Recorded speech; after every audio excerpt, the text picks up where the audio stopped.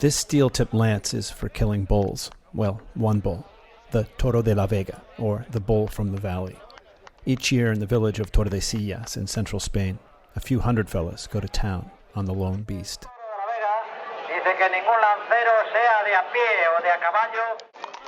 Most attack on horses. The tradition dates back to medieval times. See that tower at the top of the hill on the right?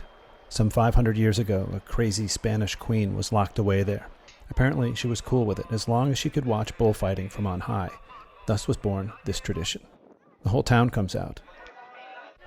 But many here don't like journalists because many journalists come here to cover these guys too.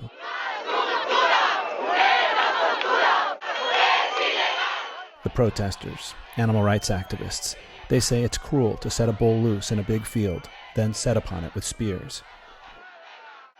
This is what most townfolk think of them.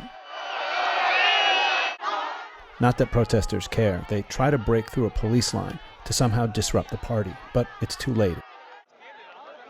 The bull comes charging past as protesters watch on helplessly, and townsfolk take off running. The protesters try an end around, and they make it to the killing pasture. A few hundred meters away, the bull is making its last stand. Said stand lasts about 8 minutes. Here's this year's champ, the guy who's delivered the fatal jab. He's now the coolest guy in town until next year. He also gets to keep the bull's tail somewhere. The protesters lose it now. They're furious, but so are the townsfolk.